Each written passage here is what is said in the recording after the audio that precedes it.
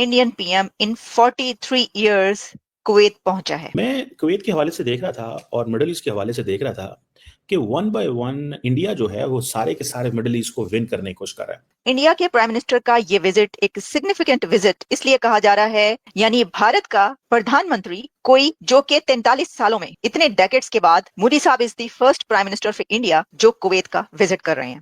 पाकिस्तानी ये समझते हैं कि जी सबसे ज्यादा जो अरब कंट्रीज में है ना वो पाकिस्तानी है, क्योंकि अरब कंट्रीज है ना भाई भाई, वो अभी तक वही उम्मा का जो चक्कर है ना वो चलता रहता है जहनों में। लेकिन वो कह रही थी 10 lakhs ऑफ इंडियंस जो हैं इनसाइड कुवैत, लीना लाल कह रही है, हाँ एग्जैक्टली। और तो वो ये समझते हैं कि शायद नहीं, सबसे बड़े जो है ना, सबसे ज्यादा वहां पर किसी मुसलमान कंट्री के हो सकते हैं, तो ऐसा नहीं होता। मैंने जैसा कहा, ये बातें पुरानी हो गई। तो मोदी की जो गल्फ पॉलिसी कही जाती है वो एक इंडिकेशन है बहुत से कंट्रीज के लिए। और अब कुवैत का ये विजिट ये बताता है कि इंडिया कुवैत से बहुत सारे ऐसे एग्रीमेंट्स करने जा रहा है जो अभी तक शायद आपने ना देखे हो, जैसे कि एनर्जी के सेक्टर में और इंफ्रास्ट्रक्चर में। ऑलरेडी कुवैत इंडिया के अंदर इंफ्रास्ट्रक्चर, टेक्नोलॉजी, एनर्जी में $10 बिलियन की इन्वेस्टमेंट कर चुका है। लेकिन ये तो कुछ नहीं है, हम जब आपको बताएंगे कि इसकी विजिट की डिटेल्स तो आप और भी जान पाएंगे। देखिए, ये मोदी साहब पहुंच चुके हैं और उनको बहुत वार्म वेलकम किया गया, रेड कारपेट वेलकम दिया गया उनको और गार्ड ऑफ ऑनर दिया गया। और इसके साथ ही उनकी जो मुलाकातें इस वक्त हो रही हैं वो अमीर कतर। दोस्तों, ये पाकिस्तान का मीडिया का रोना धोना हमेशा शुरू रहता है। दोस्तों, इन लोगों के लिए खाने के लिए कुछ नहीं है। टमाटर गए 200 रुपये किलो, चने की दाल 400 रुपये किलो, दूध 200 रुपये लीटर, सब सारी महंगाई है। इनको कश्मीर दोस्तों चाहिए। ये जैसे बांग्लादेश के हालात, कुछ नहीं होने लाए। ये लोग रोते धोते रहते हैं बेचारे कि इंडिया से कुछ इनको व्यू मिल जाए। ये इंडिया की तरफ से बोलेंगे तो इंडिया के लोग देखेंगे इनको, और यही सब नौटंकी फैला के रायता बनाते हैं। बस इनको काम धाम तो कोई है नहीं। बस इन लोगों को तो मुफ्त का खाना चाहिए बस। और दोस्तों, ये जो हिंदुओं पे अत्याचार हो रहा है बांग्लादेश में, बहुत बहुत बुरा हो रहा है।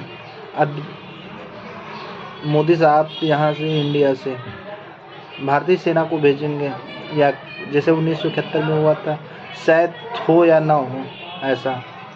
आइए सुनते हैं पाकिस्तान लोगों का क्या रिएक्शन है। और क्राउन जो प्रिंस हैं उनके साथ भी उनकी मुलाकात होगी, ये भी बात कही जा रही है। उनको रिसीव किया गया है, उनकी जो कुवैत की लीडरशिप है उसने एयरपोर्ट पर उनको रिसीव किया। एक बहुत हाई फाई ये विजिट देखने को मिल रहा है, जिसमें कुवैत की तरफ से बहुत इंतजाम किए गए हैं और इंडिया के प्राइम मिनिस्टर को बहुत प्रोटोकॉल दिया जा रहा है। ऑब्वियसली ये बात नहीं है कि किसी प्राइम मिनिस्टर को प्रोटोकॉल नहीं दिया जाता है, नहीं। बात ये है कि क्योंकि ये 43 इयर्स में भारत के एक प्राइम मिनिस्टर जो कि कुवैत पहुंचे हैं, तो ऑब्वियसली ये एक न्यू एरा है। कहा यह जा रहा है कि ये start of new era of ties between Kuwait and India. तो जब न्यू एरा होता है किसी चीज का, तो ऑब्वियसली उसको उसी तरीके से बहुत हाई फाई प्रोटोकॉल के साथ किया जाता है स्टार्ट। अच्छा, इससे पहले आप ये बात याद रखिए कि last month foreign minister of Kuwait India पहुंचे थे, और वहां पर आपको पता है कि उन्होंने क्या कहा था? कुवैत के फॉरेन मिनिस्टर ने भारतीय प्रधानमंत्री प्राइम मिनिस्टर नरेंद्र मोदी साहब को the wisest leader of this world कहा था। उन्होंने कहा था कि नरेंद्र मोदी, मैंने वो वीडियो देखी सारा कि जिसके अंदर वो बातचीत कर रहे थे, तो कुवैत के फॉरेन मिनिस्टर ने डॉक्टर जयशंकर से बातचीत करते हुए कहा कि हम ये समझते हैं कि भारतीय वजीर आजम जो इंडियन प्राइम मिनिस्टर है वो दुनिया का सबसे वाइज लीडर है, सबसे अक्लमंद, और one of the most wise leader is Narendra Modi. ये उन्होंने बात कही थी 1 माह पहले। तो उसी वक्त से जो ये बात शुरू हो गई कि अब इंडिया के प्राइम मिनिस्टर यहाँ पे दौरा करेंगे और एमओयू साइन हो रहे हैं, एग्रीमेंट साइन हो रहे हैं। देखिए, जैसा मैंने कहा कि जो मोदी की गल्फ पॉलिसी या इंडिया की जो गल्फ पॉलिसी है, सिर्फ यही नहीं कि ये कुवैत की हम बात करें, जितने भी गल्फ कंट्रीज हैं, आप ये देखिएगा, ये कौन है, ये किनके साथ है। आपको पता है कि यूएई के साथ इंडिया के कैसे रिलेशंस हैं, कि वहां पर तो मोदी साहब को एक बहुत बड़ा ऑनर दिया गया था, उनको मेडल्स दिए गए और उनको एजाजात से नवाजा गया था, आप देख रहे हैं। और इसी तरीके से ये देख लें आप तस्वीर, इससे आपको पता चलेगा। और सिर्फ यही नहीं, बल्कि मैं आपके सामने कुछ और ऐसी जो हैं वो पिक्चर्स रखना चाह रही हूँ। अगर आपको याद हो तो इंडिया और सऊदी अरेबिया के बीच कैसे ताल्लुकात हैं वो तो आप जानते हैं। मोहम्मद बिन सलमान के साथ भी मोदी साहब जफ्फियां डालकर मिलते हैं और बहुत करीबी ताल्लुकात हैं। तो जो गल्फ पॉलिसी इंडिया की कही जाती है वो ये है कि इंडिया अपने कदम गल्फ में जमा चुका है। देखिए ये बातें ना कभी पहले की हुआ करती थी। ये जो मुस्लिम उम्मा और मुसलमान ताल्लुकात, बिरादराना ताल्लुकात और एक मुसलमान कंट्री, मुस्लिम कंट्री की वजह से रिलेशन जो है वो बड़े अच्छे हैं, क्योंकि भाई भाई हैं, क्योंकि बिरादराना ताल्लुकात हैं और उम्मा है, ये सब बातें पुरानी हो गई। ऐसी बातें नहीं हुआ करती हैं। ये दुनिया और दुनिया है। जो उस पास्ट में रहते हैं वो उसी पास्ट में रह जाते हैं, वो आगे नहीं बढ़ पाते। तो अब ये एरा वो है कि जिसमें हमने ये देखा कि जो भारत की पॉलिसी है, गल्फ पॉलिसी, वो बहुत जानदार है, बहुत स्ट्रांग नजर आई हमें। कुवैत जो है वो ऑलरेडी, क्योंकि जीसीसी की प्रेसिडेंसी भी उसके पास है, और एक सबसे बड़ा फैक्टर इसके अंदर ये भी है कि सीरिया के हालात आप देख रहे हैं कि इस वक्त जो सीरिया में जो कुछ हो रहा है उस पर भी इंडिया की नजर है। अगर आप पास्ट में जाएंगे तो इंडिया और कुवैत के बीच जो रिलेशंस हैं उसमें जब ये वॉर हुई थी, यहाँ पर गल्फ वॉर हुई थी और इराक ने कब्जा किया था कुवैत पर, तो उस वक्त इंडिया के ताल्लुकात कुवैत से नहीं रहे थे, यानी कोई इतने खास रिलेशन जो है वो नहीं रख पाए ये कंट्रीज, क्योंकि इराक के कब्जे की वजह से इंडिया जो है वहां से उसके ताल्लुकात काफी कम हो गए थे। ये बिल्कुल एग्जैक्टली ऐसे ही हमें लगता है कि जैसे अफगानिस्तान में जब तालिबान की हुकूमत आती है तो जो भारत है वो वहां से निकल जाता। अब आपने देखा कि कुछ साल पहले जब तालिबान की हुकूमत आती है और उसके बाद जब एक ऐसे हालात बनते हैं तो इंडिया ये देखता है कि भाई तालिबान के साथ बनाकर रखना, उनके साथ जो है वो बातचीत करना बड़ा जरूरी है। और फिर ऐसा ही हुआ कि उन्होंने उनके साथ बातचीत की। और फिर कभी ये था कि पाकिस्तान के रिलेशन अफगानिस्तान के साथ बहुत अच्छे हुआ करते थे, और जब इंडिया के रिलेशन अच्छे थे अशरफ गनी के दौर में, उस वक्त पाकिस्तान के रिलेशन उनके साथ अच्छे नहीं थे। लेकिन इंडिया जब वापस आया अफगानिस्तान के अंदर तो आपने देखा कि तालिबान के साथ उनके ऐसे शीरो शकर हुए, इतने जबरदस्त ताल्लुकात हो गए कि फिर तो वहां पर ट्रेनिंग्स के लिए जाती है इंडिया। जो तालिबान हुकूमत है वहां पर उनको, जो अपने लोग हैं उनको इंडिया भेजा करते हैं वो ट्रेनिंग्स के लिए। तो ऐसे ही हमें नजर आ रहा है कि जो इंडिया है वो देखता है कि जियो पॉलिटिक्स क्या चल रही है, और जो जियो पॉलिटिक्स को जानता है, जो उसका एक्सपर्ट है, वो ऐसे ही करेगा। वो ये देखेगा कि किसी भी कंट्री के साथ रिलेशन रखने में हमें क्या फायदा है, हम कैसे देख रहे हैं। अब देखिए, जैसा कि मैंने आपसे बात की कि जो क्रूड ऑयल है और रिन्यूएबल एनर्जी है उसके ऊपर $10 बिलियन की तो पहले ही इन्वेस्टमेंट उसकी है। जो कुवैत है वो एक बड़ा सप्लायर है ऑयल का इंडिया को। लेकिन ये सिर्फ यही नहीं है, बल्कि और भी दोनों के बीच ट्रेड काफी उसमें ऐसे डिपार्टमेंट्स हैं जिनके अंदर होती है। अच्छा, अब इसका एक और फैक्टर है और वो ये है कि इंडिया का बड़ा डायस्पोरा कुवैत में मौजूद है। इतना बड़ा डायस्पोरा है, मिलियंस के। वहां पर कहा जाता है कि सबसे बड़ा डायस्पोरा जो है वो कुवैत में है। आप जानते हैं ये बात। और कहा ही जा रहा है कि इस दौरे के दौरान जो इंडिया के प्राइम मिनिस्टर हैं वो बात करेंगे जो वहां पे डायस्पोरा है उनको, अगर कोई मुश्किल आती है या उनको कैसे अपलिफ्ट किया जा सकता है। तो वैसे ना आमतौर पर तो ये देखें कि इतने बहुत सारे फैक्टर्स हैं, मैंने आपको ये बताए हैं। एक तो देखें जो गल्फ में चल रहा है, जो इस खास तौर पर वेस्ट एशिया में चल रहा है। अब मोदी साहब का जो ये साल का एंड है वो इस दौरे पर खत्म हो रहा है। ये जो उनकी थर्ड टर्म है उसका स्टार्ट देखिए उन्होंने कहां से किया था और कितने ही विजिट किए उन्होंने इस साल के अंदर। Can you imagine? आप जरा एक नजर डालिए उन सब विजिट्स पे, कितने ज्यादा सिग्निफिकेंट विजिट रहे, यूक्रेन से लेकर और रशिया तक, और फिर उसके बाद यूरोप तक, पेरिस तक। और प्राइम मिनिस्टर मोदी का ये जो कुवैत का दौरा है, इससे जारी बात है एक नया चैप्टर कहा जा रहा है कि इंडिया मिडल ईस्ट के, यूरोप के इंडिया मिडल ईस्ट ताल्लुकात में या इंडिया कुवैत ताल्लुकात में खुल रहा है। कहा जा रहा है कि नरेंद्र मोदी उस लेबर कैंप का भी दौरा करेंगे जहां पे इंडियन एक्सपेट वर्कर्स रहते हैं, और वहां पे जो अमीर ऑफ कुवैत है उनसे भी बात करेंगे।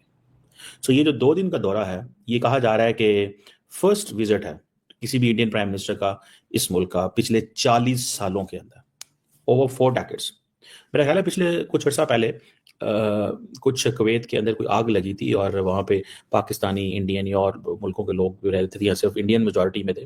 तो उनके उसके बाद मेरा ख्याल है कि नरेंद्र मोदी ने सोचा कि मुल्क तो बहुत छोटा है लेकिन इंपॉर्टेंट मुल्क है, और ये मिडल ईस्ट जो है इंडिया के लिए बड़ा इंपॉर्टेंट होता जा रहा है।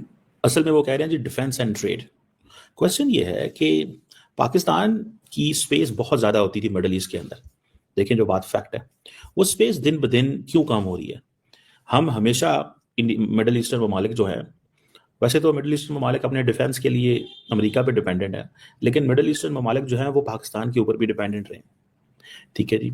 और ये अगर 43 ईयर्स के बाद नरेंद्र मोदी वहाँ पे पहुँच रहे हैं तो इसकी वजह है, वजह इसकी ये है कि मोदी साहब को इस चीज़ का पता है कि मिडल ईस्ट के अंदर आहिस्ता आहिस्ता स्लोली तमाम जो ममालिक हैं उनके अंदर वो स्पेस बनाएं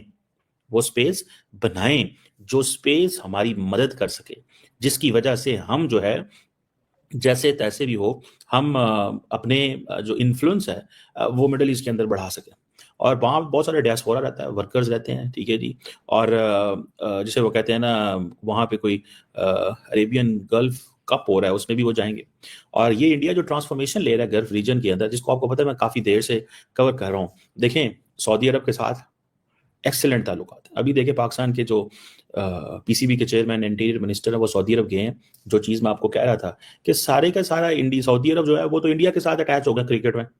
आईपीएल की वहाँ पे होती हैं, क्या नाम है उसका, जो सारी फ्रेंचाइजीज वो जो करते हैं उसकी जो प्लेयर्स की सिलेक्शन या उसकी जो ऑक्शन होती है, सॉरी, वो वहाँ पे करते हैं। तो वो वहाँ पे ले गए। पिछले साल दुबई में था, इस साल यहाँ, अगले साल वो कहीं और ले जाएंगे। तो पाकिस्तान भी सऊदी अरब गया और जाके कहा है कि जी हम आपके साथ मिलकर काम करना चाहते हैं, हम आपके साथ मिलके काम करना चाहते हैं। हमारा क्रिकेट भाई, वो देखें यहाँ पे क्रिकेट जो है, कोशिश तो खैर चलो करनी चाहिए, लेकिन हम उस तरह कोशिश भी नहीं कर रहे। यूएई ऑलरेडी इंडिया उसके बड़ा करीब है, ठीक है। यहाँ पे कुवैत, उसकी तो बात है। कुवैत को तरफ देखें, कहा जा रहा है कि इंडियन कम्युनिटी जो सबसे ज्यादा, जो लार्जेस्ट एक्सपैट्रिएट है वो इंडियन कम्युनिटी। किस मुल्क में बाय द वे नहीं है इंडियन कम्युनिटी? और कुवैत जो है, कहा जा रहा है कि टॉप ट्रेडिंग पार्टनर है इंडिया का, कुवैत की साइड से तकरीबन $10.47 बिलियन की ट्रेड है। और दुनिया का जिसे कहते हैं 6 लार्जेस्ट सप्लायर क्रूड ऑयल का। 3% इंडिया की जो नीड्स हैं वो यहाँ से आती हैं। इंडियन जो एक्सपोर्ट है वो $2 बिलियन की है, और ये भी फर्स्ट टाइम कहते हैं कि हुई है। कुवैत की जो इन्वेस्टमेंट अथॉरिटी है, उसकी जो इन्वेस्टमेंट इंडिया के अंदर वो $10 बिलियन है। असी पाकिस्तान दुनिया में जाके 1-1 बिलियन 500 मिलियन के लिए मांग रहे हैं। उनकी इन्वेस्टमेंट अथॉरिटी इंडिया के अंदर $10 बिलियन से एक्सीड कर गई है, ठीक है। तो वो कह रहे हैं कि और पैसे लेके आओ, ठीक है जी। अब क्वेश्चन ये है कि ये एक समझ लें कि नरेंद्र मोदी ने वो हर चीज को टैप इन कर रहे हैं। उसको पता है कि मैंने कुवैत से क्या लेना है, उसको पता है मैंने यूएई से क्या लेना है, उसको पता है मैंने जीसीसी से ओवरऑल क्या लेना है। उनको पता है कि जीसीसी के अंदर कतर से थोड़ा दूर रहना है, ठीक है। अमारातीज, सऊदीज, और वैसे भी वो जो 11 इंटेलिजेंस के लोगों का पकड़ा जाना नेवल का, एंड देन वो उनको सजाए मौत हो जानी, फिर नरेंद्र मोदी गए वहां से छुड़ा के ले आए, वो सारा कुछ हुआ। तो वो ये चीजें तो जिसे कहते हैं ना है।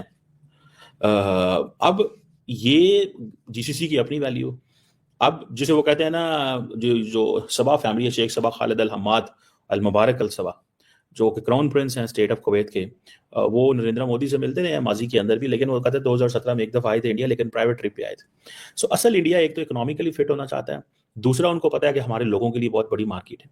जो इंडिया से लोग जाते हैं वो वहाँ पे जाके जॉब्स लेते हैं, सारा कुछ करते हैं। सो ये एक जैसे कहेंगे ना कि एक इम्पॉर्टेंट अपॉर्चुनिटी है। This is an important opportunity, this is something very very significant, ठीक है।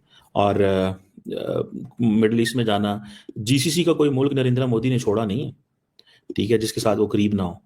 ये होता है ना, जब इंडिया कहता है जी कि मैं तमाम जीसीसी के साथ ये बात कर रहा हूँ कि जी फ्री ट्रेड की बात कर रहा हूँ, फ्री ट्रेड की बात कर रहा हूँ मैं, इंडिया के साथ जो है वो फ्री ट्रेड एग्रीमेंट वो कह रहे हैं हमने जीसीसी के साथ करने हैं, तो आपको उसी से अंदाजा हो जाएगा कि भाई साहब ये कितनी इंपॉर्टेंट है कि फ्री ट्रेड एग्रीमेंट वो सारे के सारे जीसीसी को वो पिक कर रहे हैं, एक नहीं दो नहीं, सारे के सारा जीसीसी वो कहते हैं फ्री ट्रेड एग्रीमेंट करना है हमने, ठीक है, क्योंकि उनको पता है अपॉर्चुनिटीज नजर आ रही हैं, उनको अपॉर्चुनिटीज नजर आ रही हैं।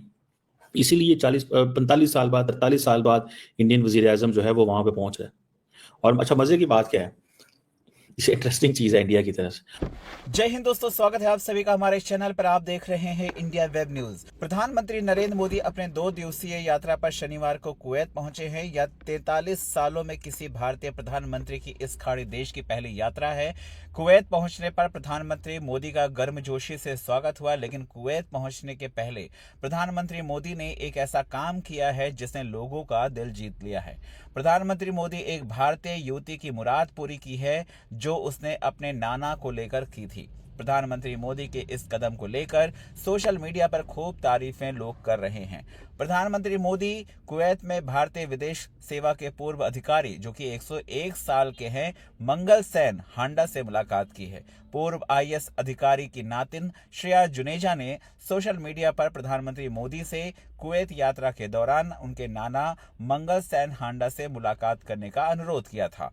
कुवैत पहुंचते ही प्रधानमंत्री मोदी ने अपना वादा निभाया है। श्रेया ने एक्स पर एक पोस्ट में लिखा कि माननीय प्रधानमंत्री मोदी से अनुरोध है कि जब वो कुवैत पहुंचेंगे तो वो मेरे नाना जो कि 101 साल के हैं उनसे मुलाकात करें। नाना मंगल सेन हांडा आपके बहुत बड़े प्रशंसक हैं। उनके कार्यालय को जानकारी मेल कर दी गई है और श्रेया को उम्मीद नहीं थी कि उनकी मुराद पूरी होगी, लेकिन प्रधानमंत्री मोदी जब उनसे मिले तो उनकी खुशी की सीमा ना रही। उनके इस ट्वीट के जवाब में प्रधानमंत्री मोदी ने भी लिखा कि मैं जब कुवैत पहुंचूंगा तो मैं मंगल सेन हांडा से मिलूंगा। श्रेया ने भी प्रधानमंत्री मोदी का शुक्रिया अदा करते हुए एक्स पर लिखा कि आपसे प्रतिक्रिया पाना मेरे लिए सम्मान की बात है सर, आपने एक बार फिर हमारा दिल जीत लिया है। नाना जी मंगल सेन हांडा बहुत खुश हैं और उनकी मुस्कान हमारे लिए बहुत मायने रखती है। हम आपके इस दयालु व्यवहार के लिए काफी आभारी हैं। तो प्रधानमंत्री मोदी इस वक्त कुवैत के दौरे पर हैं। वहां पर जिस तरह से रामायण और महाभारत की किताबें अरबी भाषा में दी गई, उसके बाद पाकिस्तान मीडिया में हड़कंप मच गया है और जो पाकिस्तान ये कहता था कि जो ये मुस्लिम कंट्रीज़ हैं वो पाकिस्तान के आगे नतमस्तक होते हैं, उनकी बात सुनते हैं, एक बार फिर से पाकिस्तान को मिर्च लग गई है। नमस्कार दोस्तों, ये लोग पाकिस्तानी लोग जो हैं इनको बस ना आटा है, ना चावल है, ना लहसुन, ना प्याज, इनको रोने की पड़ी रहती है। इनको कश्मीर चाहिए। इतनी पाकिस्तान में भुखमरी है, बता नहीं सकते। इंडिया की टीम पाकिस्तान में खेलेगी नहीं, ये हर तरफ से इनको चाइना पे निर्भर हैं। और अमेरिका इनका बाप, भारत इनका बाप, इनको कुछ करने नहीं दे रहा है। ये लोग बस मुफ्त का खाना चाहते, बस इस्लाम इस्लाम इस्लाम। भैया पहले काम करो, धंधा करो, उसके बाद फिर इस्लाम धर्म को रखो। इनको पहले अब क्या कहा जाए इन लोगों को। चलो वो कोई दिक्कत नहीं है, मगर ये भुखमरी तो आपके जो हुक्मरान हैं इनकी इतनी सारी कमी है कि बता नहीं सकते। आइए आगे वीडियो में देखते हैं दोस्तों।